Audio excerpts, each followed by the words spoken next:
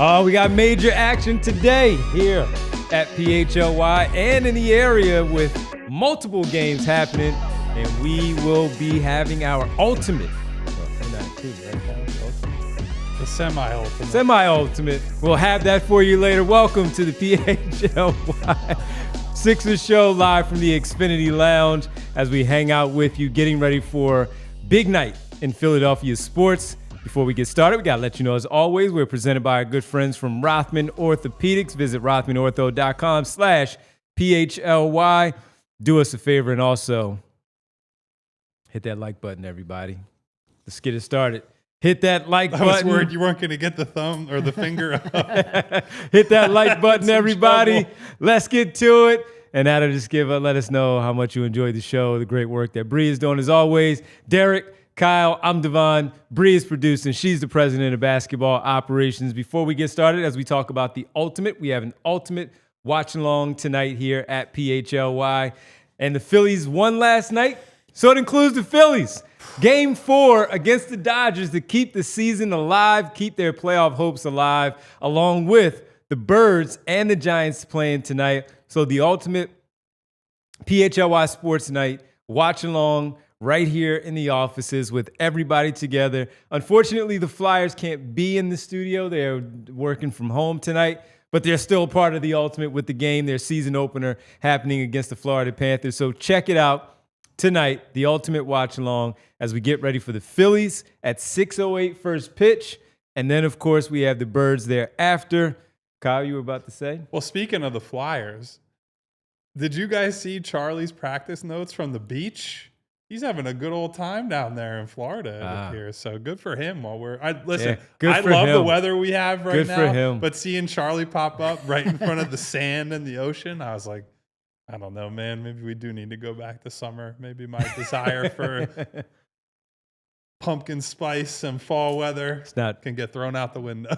Throw it out. Throw it out. So make sure you check in on the ultimate watch-along pre-games, of course, with the Phillies and the Eagles. Tyler Zulli with the pre-games. You got the post-game as well, and certainly with the Birds as they take on the Giants on a Thursday night action from MetLife. You just need them to get out of MetLife healthy. That's all you need from that. Dude, that turf is unacceptable, is how I would phrase it. Basically, yeah, basically. All right, we'll check in on a few other things later, some news and notes, and we'll go around a little bit on some other things around the national scene of where things are, like ESPN, and where they have the Sixers ranked as far as the rankings in the Eastern Conference. I don't think you're going to like this one, everybody. Not high. We'll get there a little bit later, but we do have to start off with some practice notes today, and the biggest thing coming out of there first, Kyle, is we got VJ Edgecombe missing practice today, and it was a hip issue that kept him off the floor today. He was present, but he did not participate in practice. So what can you tell us from what Nurse had to share about the rookie ahead of their first game at home in front of the Sixer fans? Well, so first I have to say Nick Nurse essentially came out and said today that he would like to be further removed from the injury updates. So this is all courtesy of the big geniuses at Sixers PR. Good luck with that, buddy. Providing their updates. Yeah, look, Nick Nurse, it doesn't really matter if you want to be involved. You will be involved, my friend. So by default. What we heard about VJ is that he has left hip soreness.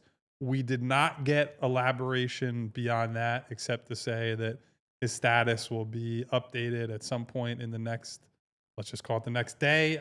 I believe it'll probably be tomorrow afternoonish, but we'll keep an eye tonight because they'll put out some information for tomorrow night's game against Orlando. In terms of trying to make any kind of read based on what we saw at practice, he was out on the floor after practice. He was not participating in the 1v1s we saw, so there was a group that was Tyrese Maxey, Paul George, we'll get to a little later, Kelly Oubre, and Justin Edwards. Joel Embiid was watching nearby in normal practice garb. VJ had sneakers, shorts, and a hoodie on, very clearly looked like he could have played. It was not like he's an old man with a cane or any kind of noticeable limp or anything like that. So what I would say is treat the Sixers as they deserve to be treated, which is to say, we'll see what happens. We'll see if there's any kind of real diagnosis here. but no reason to panic yet. And that's all we really got on VJ. Yeah. So I understand everyone who looks at Sixers rookie, misses a practice, has an an unclear issue before the season starts. I'm going to panic. I'll let you have that, and I will keep you, and we'll all keep you as informed as we possibly can. Nothing more to say on that for now. What do you think? No, I mean, it sounds right. Doesn't sound like a serious injury, but treat the Sixers with an appropriate level of distrust. I think that's pretty much where we're at. Hopefully this is, who knows what happens tomorrow or by the final preseason game. I don't want to read too much into it. Soreness is not, hip soreness seems like something that you're not going to put all the red flags up for, but he could also then just lose a leg tomorrow. We truthfully do not know with this team. So we'll find out. Yeah, it is unfortunate because as you get ready for it, the excitement has been there.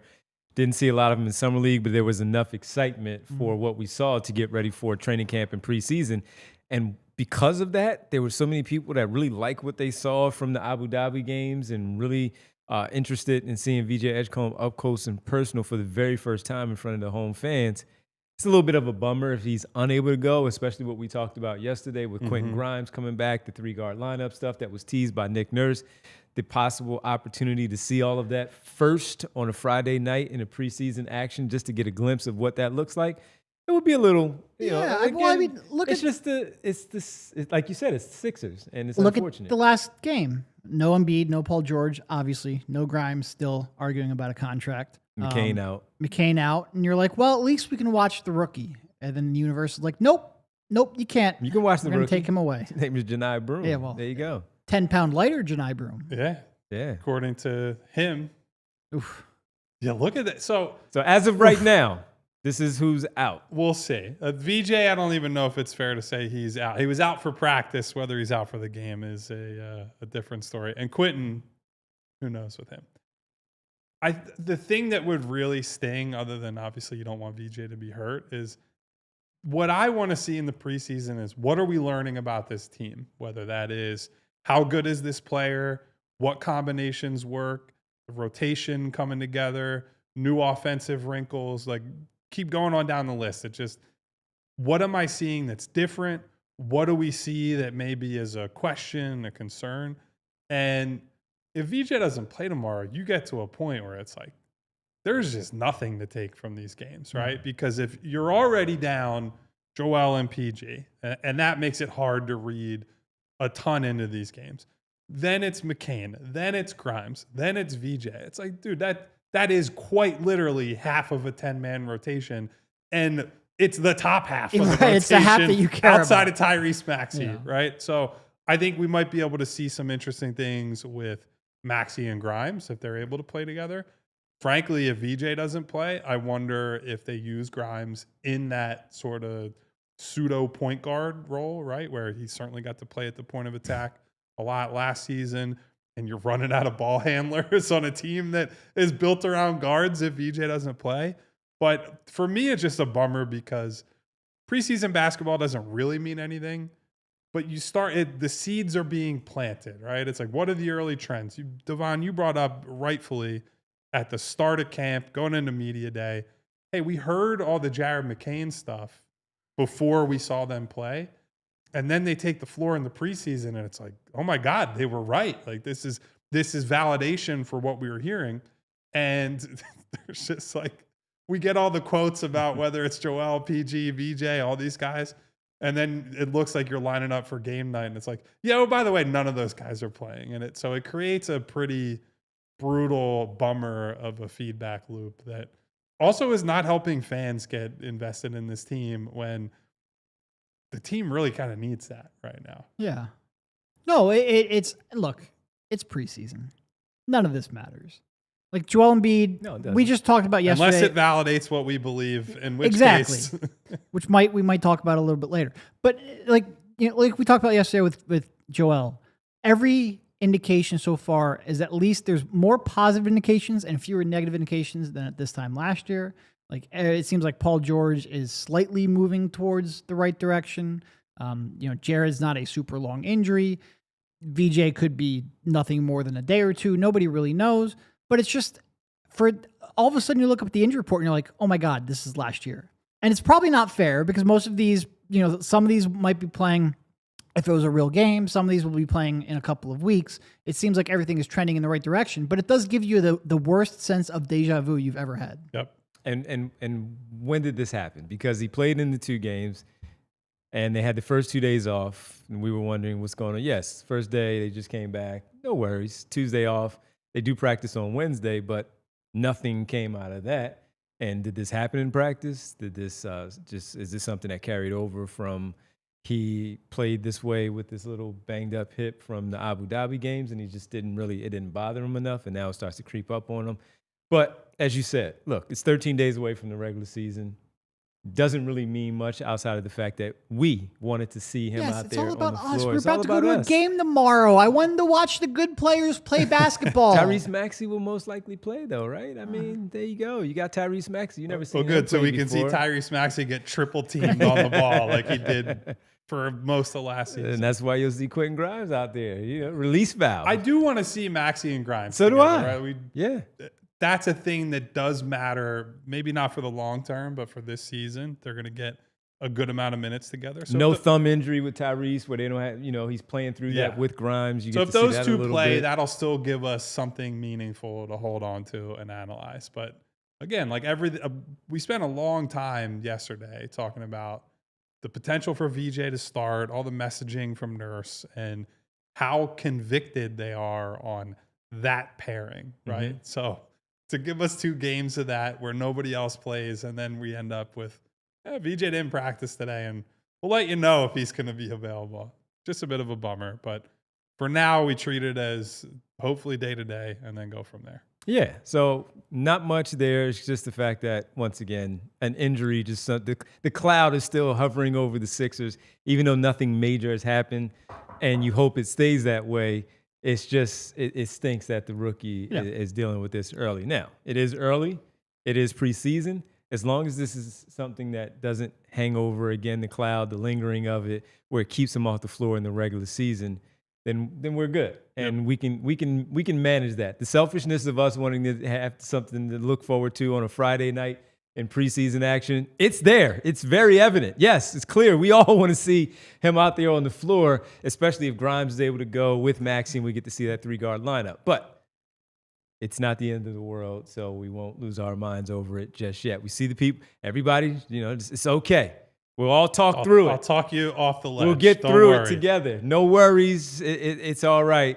But looking forward to seeing him back out there and dealing with it. But Nick Nurse, sorry, man. You're going to have to answer these questions because you're the only one that speaks. That's preposterous. You're the Unless only one you're going to make the speaks. medical staff available to us, like you're going to get questions about injuries. I'll provide the audience with a funny quote from Nurse on the whole thing regarding that when we get to PG and Joel and all the other comings and goings at practice today. Did you see Watford out there again?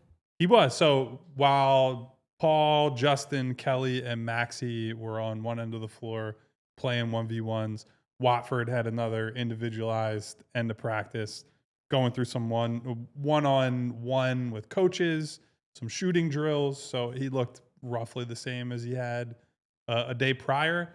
I still think it looks more like they need another week with him and taking him slow. I don't think he's not even in the. Paul George was in 5-on-0 drills, for example, so running the floor and doing some walkthrough type stuff. Watford, I don't think, is in the team stuff right now. He's just kind of off on the side, and they're taking it super cautious with the hamstring. And obviously, you should take things cautious with a hamstring issue in the preseason. All right. Let's take our first pause of the day. When we come back, Kyle just teased it. The update on Joel Embiid and Paul George, what they look like. Some 5-on-0 today. A little 1-on-1 action at the end for Paul George. 5-on-0, the truest form of basketball. It's practice, man. Just run up and down the floor, run some 3-man weaves, have at it, some action, and get out there, get loose with that after that procedure for Paul George. Maybe some encouraging signs there. The same for Joel Embiid. We'll talk about it all when we get back right here on the PHLY Sixers podcast. Guys, tonight is a big night in Philly sports. If you're torn between games tonight, Xfinity members get the ultimate Philly special multi-view. Catch the Phil's Red October Run, the Eagles, and the Flyers all on one screen. All your Philly teams all in one place. Finally made easy. Just say multi-view into your Xfinity voice remote tonight to catch all the action. One screen, every team, all your Philly sports all in one place. Finally made easy with Xfinity Multi-View. Restrictions apply. Multi-view requires Xfinity 4K capable TV box. All right, and I got to talk to you about some good stuff that's happening right now. Look, you're a Sixers fan, so you don't really care about what's going on with the Boston Celtics, but we saw some encouraging video of Jason Tatum doing some work after being injured in the playoffs. And with that injury, the Achilles, you expect to be out really, really long. Well, he's talking about maybe playing at some point in the season. We saw him dunking and doing some basketball activities.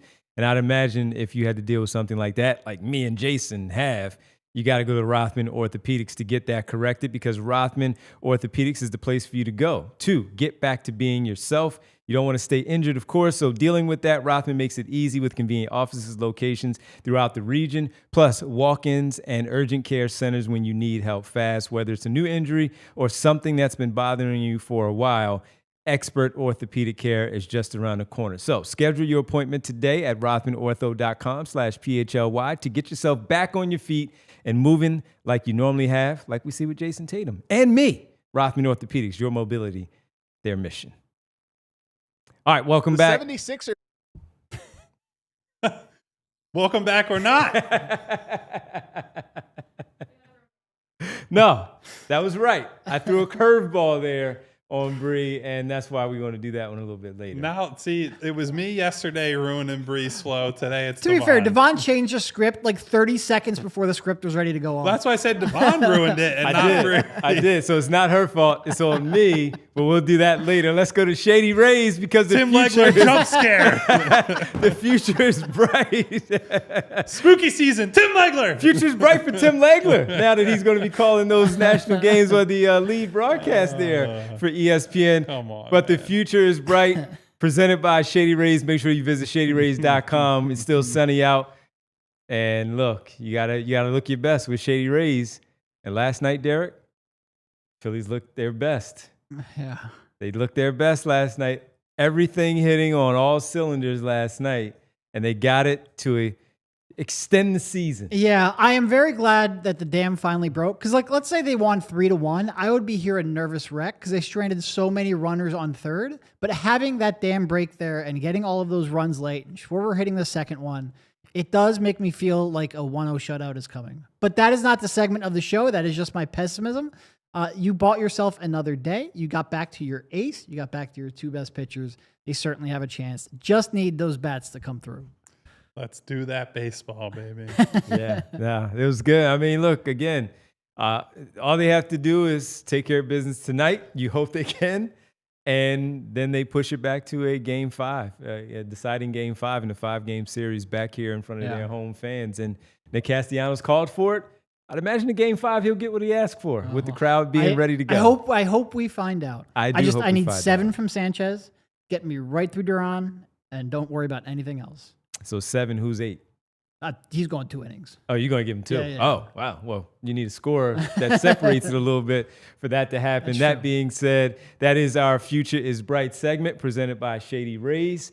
And you know what? Visit shadyrays.com because the future is bright, hopefully, for the Phillies. If this happens, that's a Saturday game? It's a good question. I'm not 100% I think sure. it's a Saturday game. Oh, you were the baseball guy. Doesn't mean I have the schedule memorized. I believe it's a Saturday game. And, man, a Saturday game in South Philly, no Eagles on Sunday. You just focus on that. Oh, yeah. Certainly. Yeah. That's what I'll do with my It is my Saturday, time. yes. Saturday, Yes. there you go. Saturday game. The future is bright Fill for it the up, Phillies baby. in the playoffs. In the playoffs, 2025 postseason. No, like honestly, I poke fun at the baseball stuff because I just don't care about it. I obviously, for the people who like the psycho Derek over there, I would like for them to win to make my friends and family and acquaintances and whatnot happy.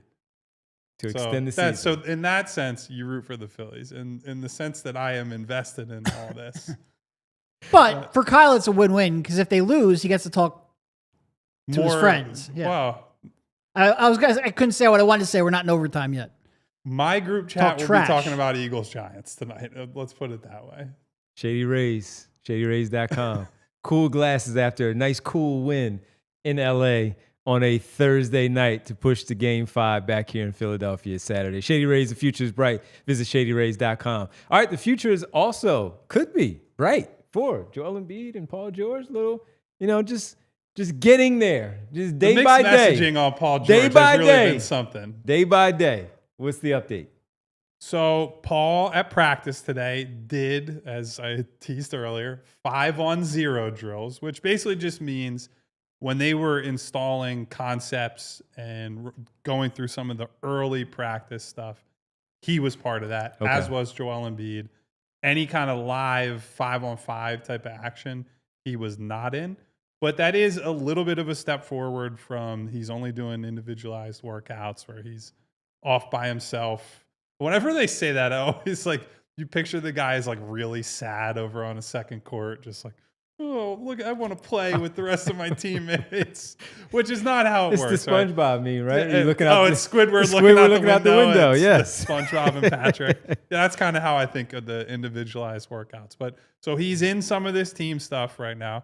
And then I will say it was a mixed bag in terms of the 1v1s after practice. There were some moments where he's up against Justin and Tyrese and Kelly where the burst is not necessarily there.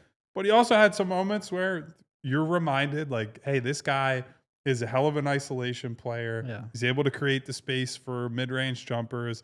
Is hitting these smooth, beautiful pull-ups out of a 1-2 crossover or multiple dribble moves, patterned after another. The patented spin that he has where he just leaves Justin Edwards and Kelly Oubre a few feet away because of that move. And look, do I know anything about whether Paul will hold up over the course of 82 games?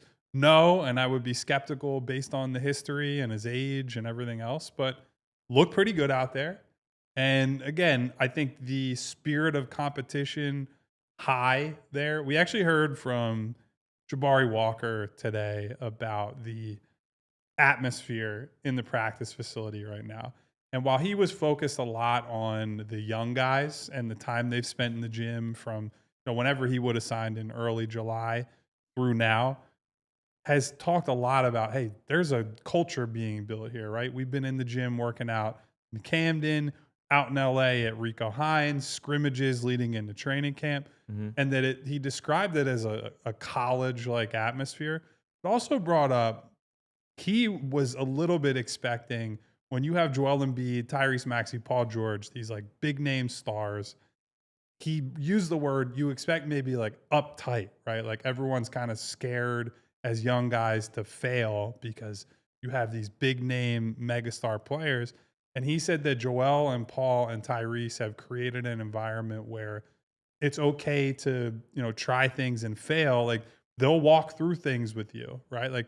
Hey, you did this and this, and we need you to do this and that. But it's very good-natured, right? It's well-meaning. It's a lot. We've seen it with Joel, right? He wants his role players to shoot when they're open. He wants them to participate in the offense as much as he wants to participate, right?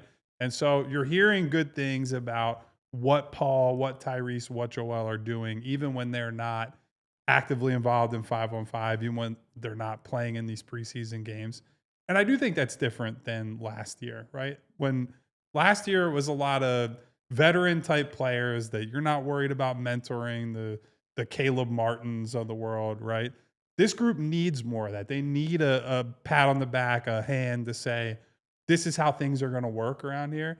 And as Tyrese Maxey talks about setting a standard, that's not just what we see on the practice floor or in preseason. It's you can go back in the locker room, and if a play was messed up or things went wrong, it's a shared failure or a shared responsibility.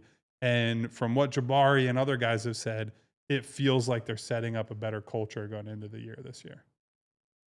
It's good to hear that because I was going to go to standard as you were talking and what Tyrese Maxey has said on Media Day. And look, it always happens that way where the Charlotte Hornets have a standard right now until you lose 10 games. It's easy to have a standard in early October when you haven't played a game. But it's about setting that standard and making sure that each step is not skipped of that standard, and especially when you feel like you can win. Mm-hmm. Because before things get started and you look at what's around the locker room, it's all about, man, just hoping that everybody is healthy. And if they're healthy, that standard could lead to the 50 wins that we talk about. But it could also go in the wrong direction and stay in the 30s because of the fact that the injuries will happen. But if the standards are there and you at least lay the groundwork for it right now in the preseason and in training camp and get ready for these basketball games that will become meaningful in 13 days, it all starts from when they were working out in the offseason in the summer, getting to those open runs in late August, early September, and certainly when training camp gets underway. And look, George and Embiid are not in practice every day playing 5-on-5. Certainly George is now just getting 5-on-0s and some one-on-one action, and Embiid participating in it. But Tyrese Maxey is always out there. So for it to not just be about on the floor every time, but it also goes back to the tardiness, being on time and being present when you're there and making sure that, look, we're going to be together for 7 months. We're going to be together for 7 months, and we're going to get on each other's nerves. But we have to come together for the greater good of finding a way for us to win these basketball games. So those little things help. And by the way, when Jabari Walker says that, they might need him on night one. They may need him on night one. He legitimately could start game one. Now, I'm not expecting that to happen, but it's not out of the question that Nick Nurse would say, I just need a power forward, and maybe he wins the job. And maybe it's not night one, but they need him for game 2 against Charlotte in a home opener. Yeah. He needs to be empowered, that he is a part of whatever they're doing right now as even on a two-way contract, he needs to be empowered. So for them to do that and to show that leadership, especially with Embiid and George, because we saw what happened last year, and Kyle and Derek already mentioned it. It's not saying that they didn't do it last year, but it certainly got away from everybody pretty quickly last year, where they had to have, after a 3-12 start, they had to have that quick players only meeting, and they even had to have the one where Nick Nurse is tearing the paint off in Denver because they got blown out the way that they did. Set that stuff up right now. So if they do have a 3-game losing streak, their heads are not down. They find a way to get out of it, and leadership is a big part of them pushing that, of getting right back to their winning ways that they know that they can do. So I like to hear that from a two-way guy from like Jabari Walker right now. And Dominic Barlow has said some really good things about them too, of how he's helping them out as well. So it's encouraging to hear that this early. Yeah, no, I mean, they have options, and they have players who might fill a small role, but they fill a needed role. So when you have a bunch of guys out, and maybe your preferred more versatile players like Paul George that would man that power forward spot, at least you have somebody who can fill in that role, fill in that position at least, and give you a skill set that you otherwise lack. Like, you're obviously not going to be able to make up Paul George, his creation, his shooting. You're just not going to have anyone with those kind of capabilities. So go in a different direction, take one of your weaknesses to become a strength, and they have a couple players who could possibly do that. I have liked what I've seen from both of them so far. They will certainly, especially if VJ does miss the game, they will certainly both be a focus on what happens tomorrow night, and I am interested to see what they give you. I'm interested in the over/under right now, Paul George. I mean, games he misses before he plays. I'm very curious, because that 5-on-0 has me, first 2 weeks, maybe we'll see him. Maybe. Well, speaking of 5-on-0, on the Joel Embiid front, he was at least a partial participant in practice today. And that was something that Nick Nurse got questioned about compared to last year, right? Because a lot of last year was Joel practices or participates, and then the knee swells up like a balloon. You don't see him for another week, or he misses a practice. He's just completely off. And as far as we can tell, that has not been the case this preseason. That maybe he's scaling down after playing 5-on-5 and being a full participant in practices, but at least there seems to be kind of a consistent pattern of he plays, he recovers, and there are not any adverse effects that we're being made aware of. Nick Nurse said today at practice that what we can all see, that Joel's a little bit slimmer, that he's moving around well while he's out there. He notices that in terms of how Joel is presenting in practices, in these scrimmages and whatnot.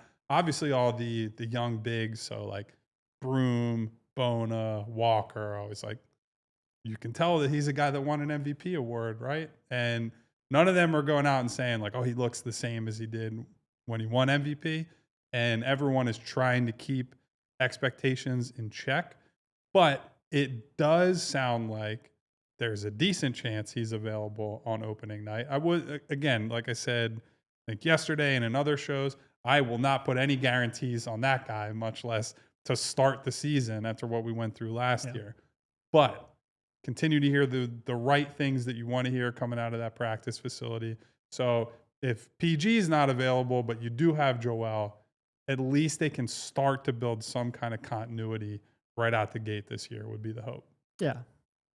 And I mean, with all those young guards, like Joel is the one who is tough to, like, his play style takes the most adjustment.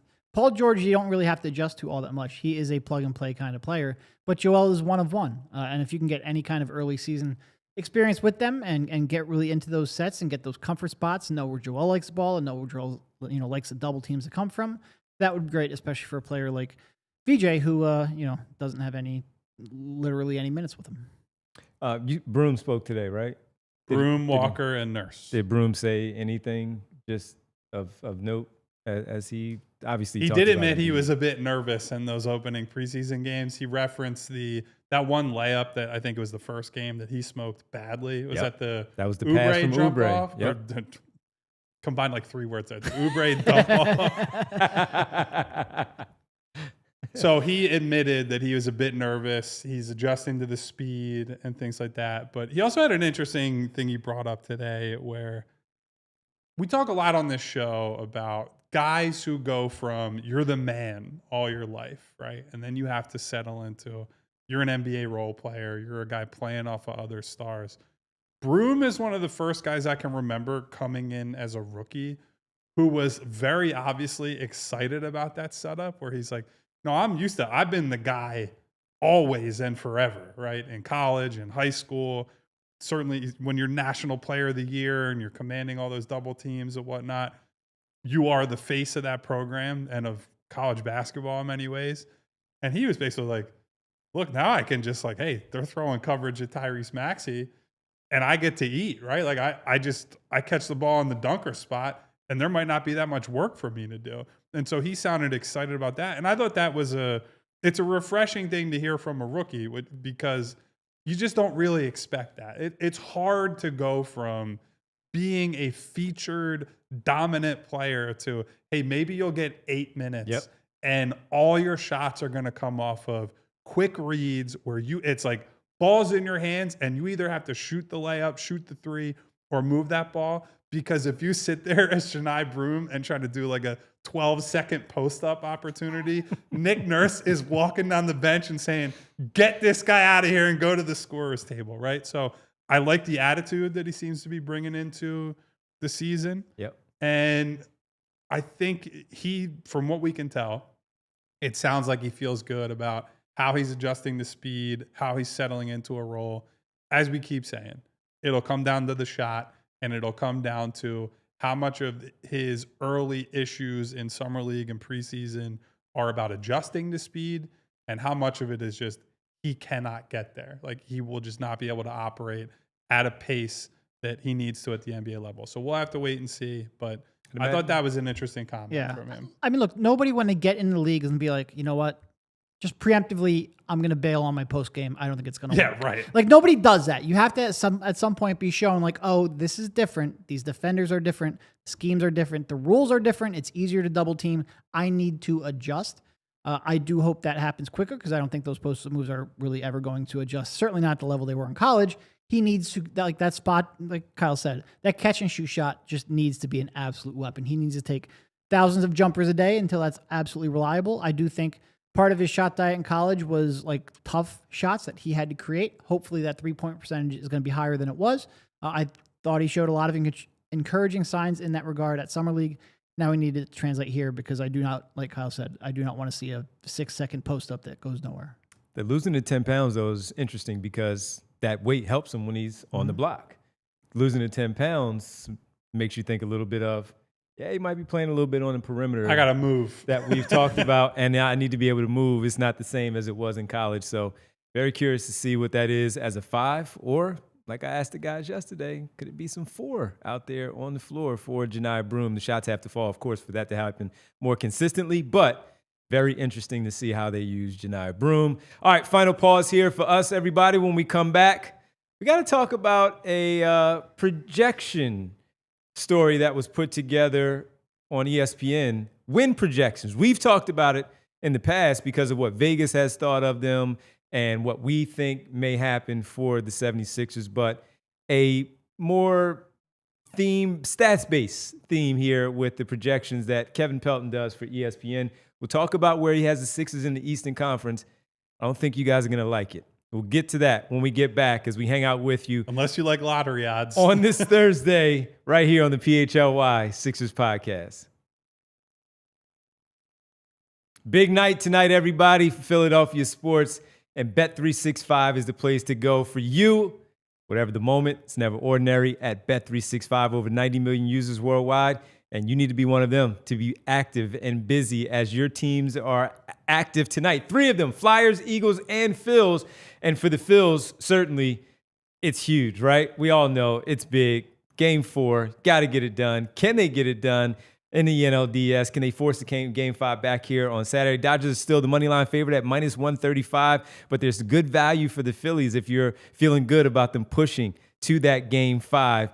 And while you're at it, don't forget about the Thursday night action, the football with the Birds in New York to take on the G-Men. So if you want to place those wagers right now, you do have a Thursday night bet, any Thursday night touchdown bet for football. Please, go for it, where your Thursday night football offer placing qualifying bets, $20 or more on tonight's game and the bonus bets for every touchdown. And as far as baseball goes, just bet your Phillies if you're feeling good about it. And new customers, you get $200 in bonus bets when you bet $5. Win or lose, sign up, use code PHLY365, deposit 10.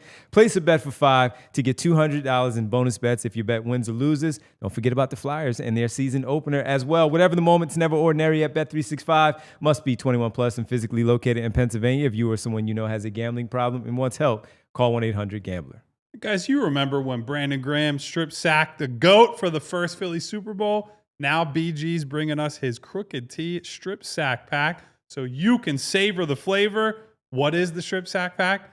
Like I said the other day, it's big, it's heavy, and juicy. It's the kind of pack you want to show off. You already know Crooked T is 0 sugar, all flavor, and the strip sack pack is stuffed with 24 cans and collectible trading cards by Jordan Spector. Some cards are even signed by BG himself.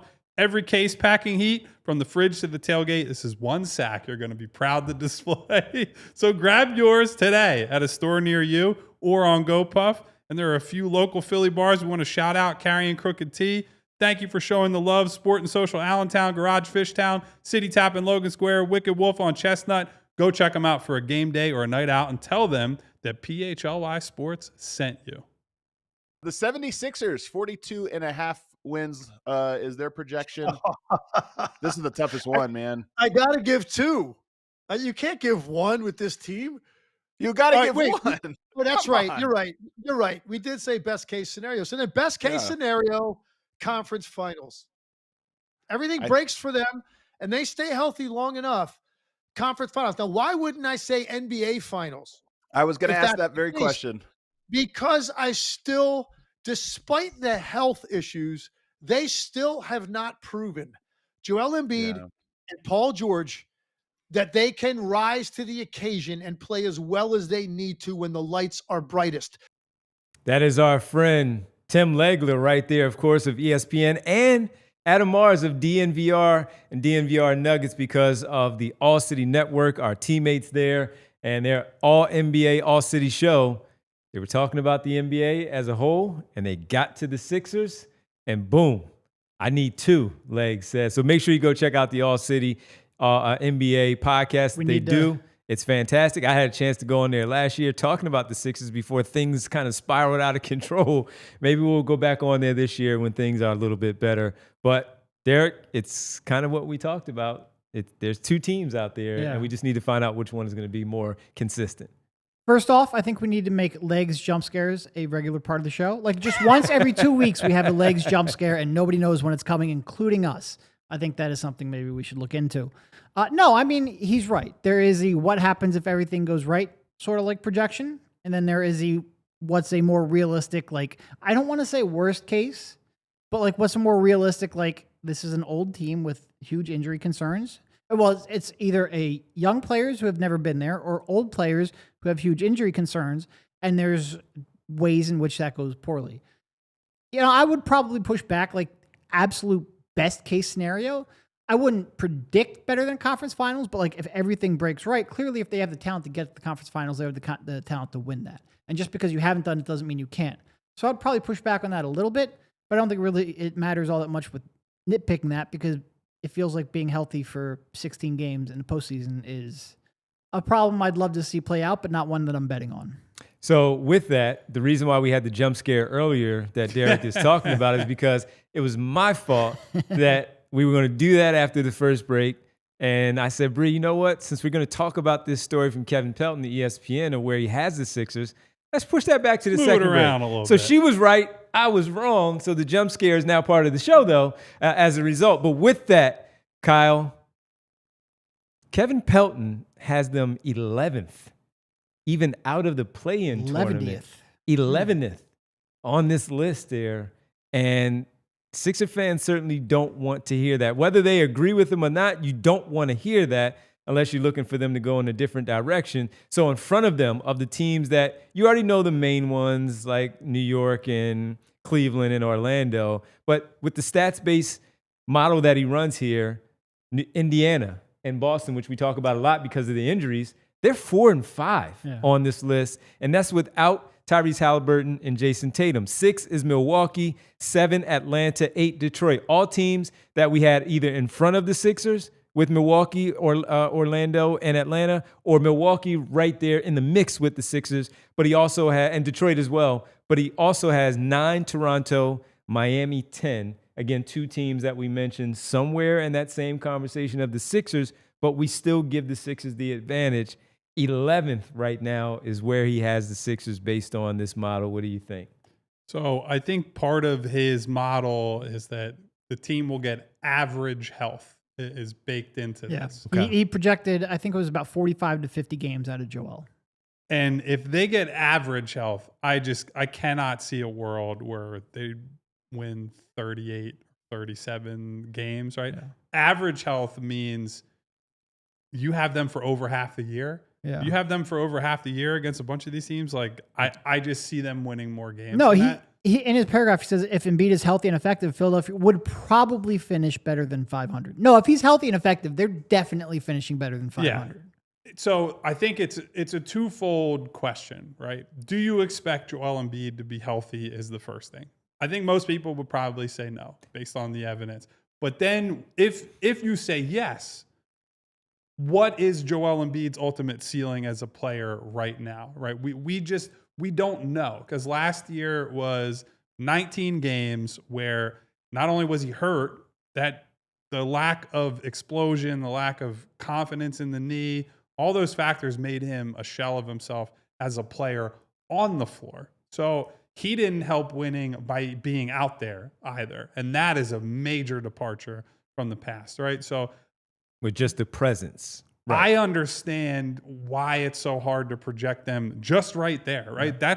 You take out the fact that Paul George is an unknown. You take out that you're relying on VJ and McCain and Grimes and Edwards and Bona, like all relatively young guys or genuinely young guys in pretty major roles.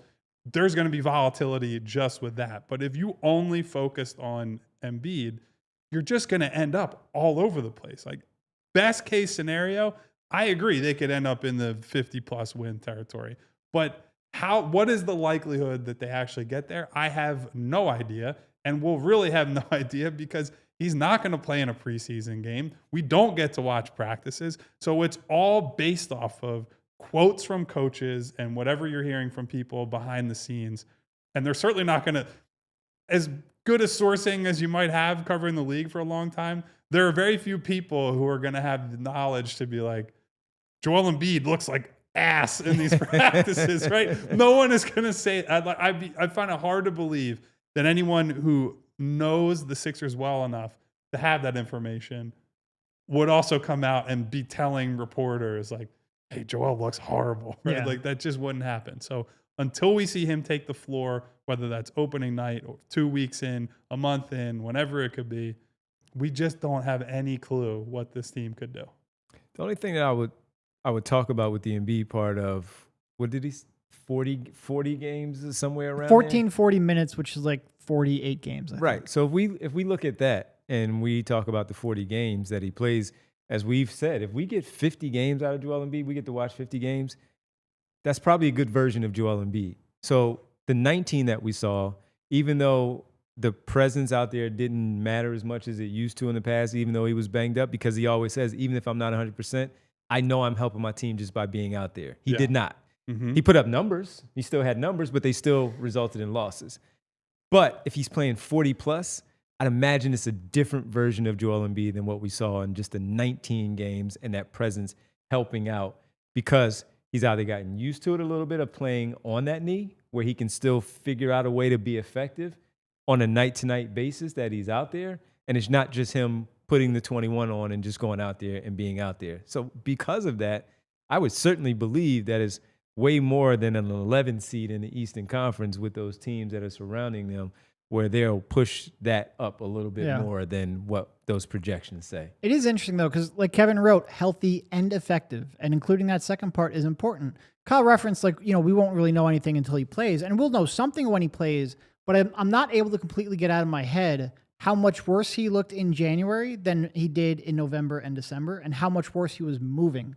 And he might come out and look good, and there's always going to be and look, I just worry about everything, so ignore me for the most part. But there's always going to be a worry in the back of my head, like, oh, is he going to be able to keep this up? Is the swelling and the pain in the knee going to get to the point where he's not moving laterally like he could, where he's not exploding out of that drop to contest those shots, where he's just not making the rotations that we know he can make?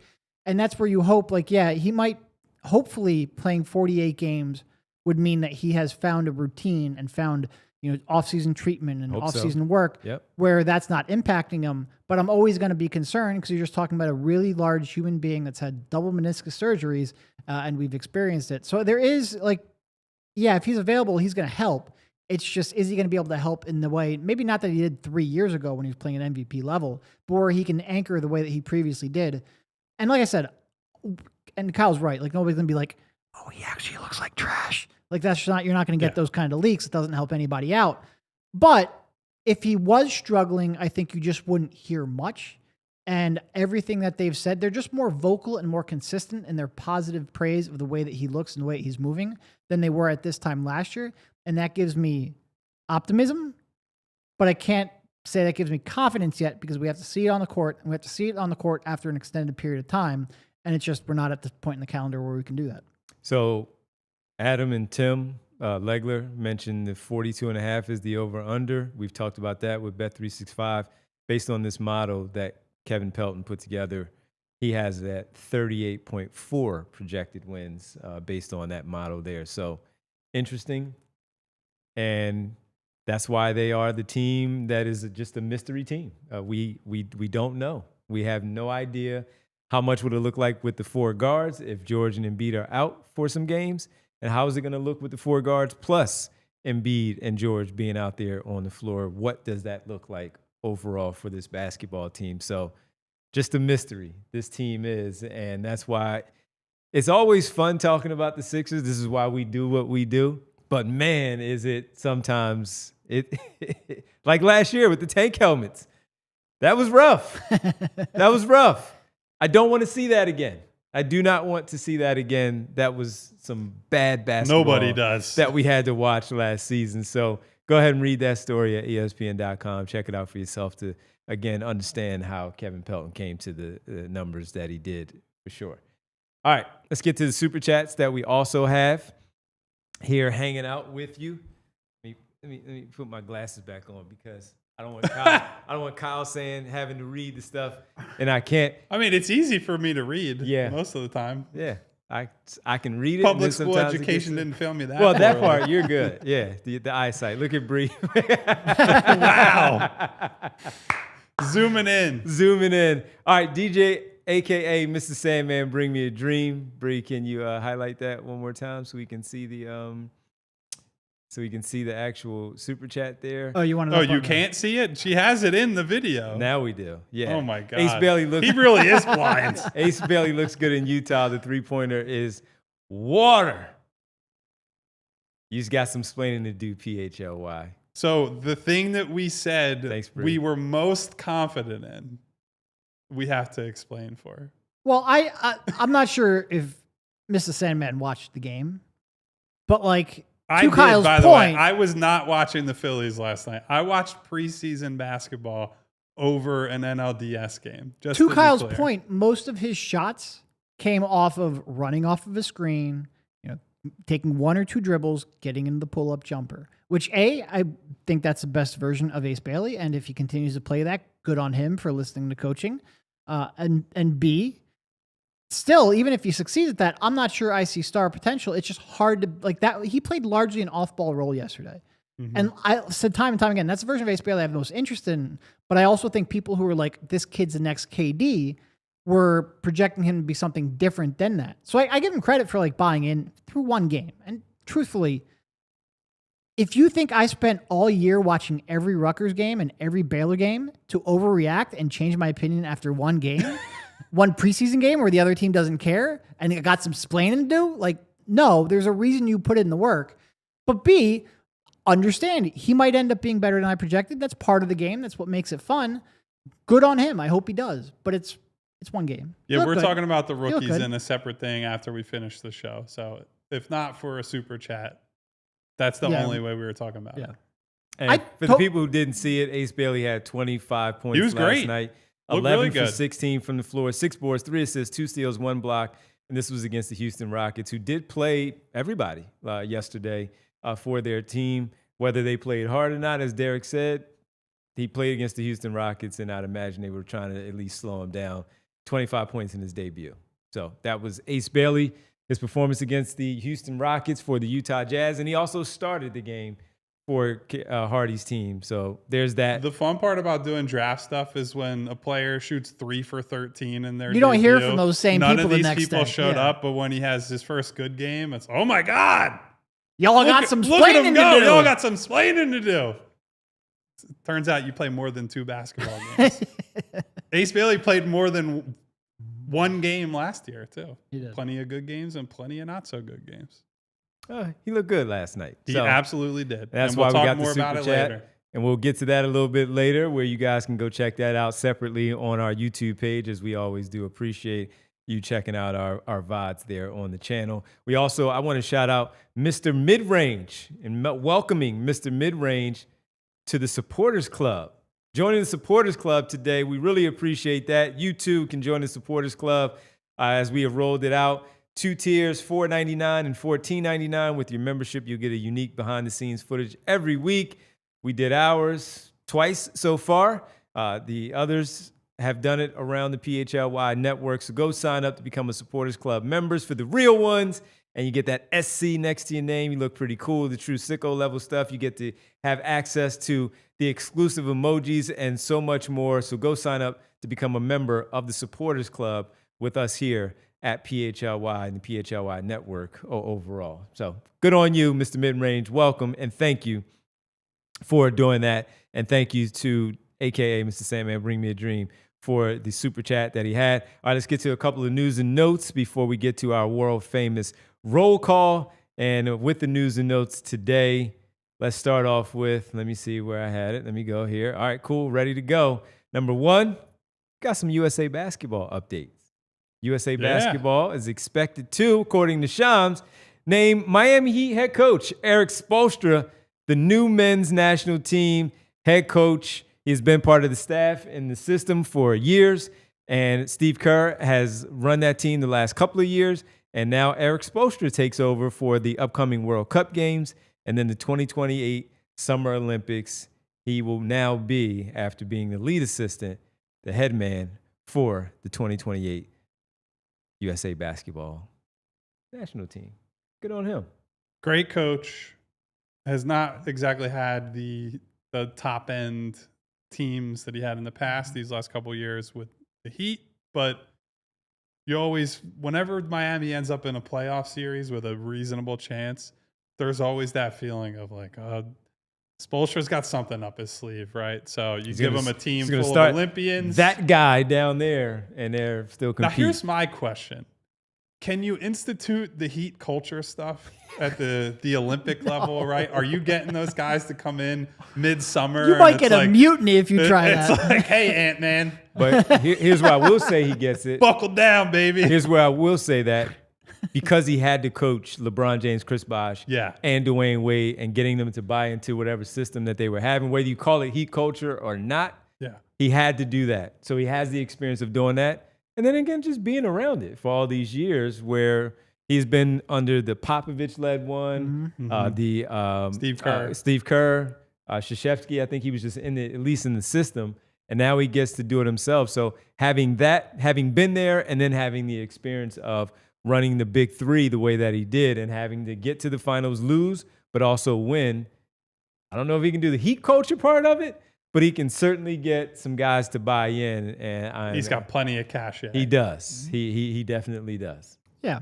No, I don't have too much else to add, but to Kyle's point, like if there's ever, and he hasn't had the talent the last couple of years, but if there's ever a coach where it's like you go into a playoff series going like, oh man, I'm worried he's going to do something to just completely change the complexion of the series, he's probably up there among the most. He is a certainly well-deserving, incredible career.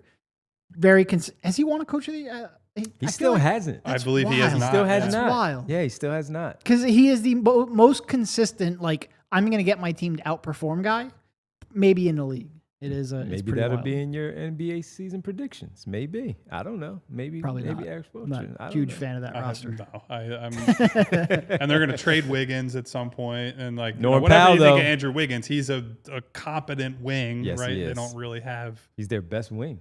You got Norm Powell talking about he's an So they're like emerging us, huh? star. He's out of the West however- now. Like However, he's how old is 19 Norm years Powell old. at He's this like point? 31. I was gonna say, I think he's 30 or 31. Yeah. If I remember. And look, he's correctly. out of the West. He almost made it last year. He was in the He conversation. played really well, but what I would But- say to Norm he's in the Powell, East now. 32 actually. 32. All I'll right, be I gave him 33 31. in May. But look, he's looking and saying, Tyler Hero's hurt early. I'm in the Eastern Conference.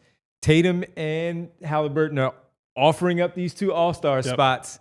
I'm taking one of those, and that's Norm Powell. So you're telling me that Mike Brown has a coach of the year, Monty Williams has a coach of the year, Dwayne Casey has a coach of the Monty year. Williams, man. Don't get me started on that guy. No Spo. That's Anyway, wild. got us to a finals. Norm Powell, the one thing I want to say with him, be very careful of what happens when you leave James Harden. There are a lot of guys who have looked very good playing with James Harden who don't play with him and no longer look that good. I think Norm Powell is better than a lot of those, just stand in the corner 3-and-D types and big men who have succeeded with him. But also be careful, green light Norm Powell. Yeah. That might not work in your favor. That might work against you a little bit. I'm just saying, put some respect on James Harden's ability to just make everything look better than it should on offense. Maybe That guy is Spoelstra, though, will devise some plays and stuff to Yeah. get him some good looks. All right, final one, news and notes, local run here. Temple legend and Simon Gratz as well. Mark Tyndale, formerly of the Portland Trail Blazers, will now be added to the New York Knicks staff after being there with Chauncey Billups for years in Portland. He's going to New York as an assistant coach for Mike Brown on that staff. This is certainly not a Knicks thing. This is more of a, got to shout out the local guys that are still in the league doing their thing. Because Lord knows they didn't have enough Wait, Philadelphia I have guys. another Simon Gratz related thing I want to bring up in that the one? overtime that I cannot bring it up. It was very funny if During we're the- talking about the same thing. But shout out Mark Tyndale. I actually saw him at the Rumpf. We talked for a brief minute. Did not know this was happening, but Yeah, good for him. good for him that he's still in the league. And he even talked about it at one point of having the aspirations of playing in the league. Things go another way, like Yep. the Janai Broom part that you brought up of understanding your role and finding your way into the league. And he found it as an assistant coach, a player development guy, and has a very good reputation in the league. So shout out Mark Tyndale, headed to the New York Knicks. All right, we are headed to overtime, as Kyle talked about it. Thank you on the television side. We'll see you tomorrow for post-game of Sixers preseason basketball against the Orlando Magic. That will be after the game tomorrow night. No Head on over pregame to- show. No That's pregame the other show. mistake Devon has made Head this on week. over to allphlY.com for the remainder of our show. Okay, to extend the Simon Gratz Simon portion Gratz. of this program, apparently Rasheed Wallace was at Jags Chiefs earlier this week. There was a guy who goes by Jags Drew on Twitter who posted a photo with Rasheed Wallace where he says, Rasheed Wallace. Told him I was a big fan of him growing up, and he said, "Get the fuck out of my face." So definitely the attitude holds up on and off the court.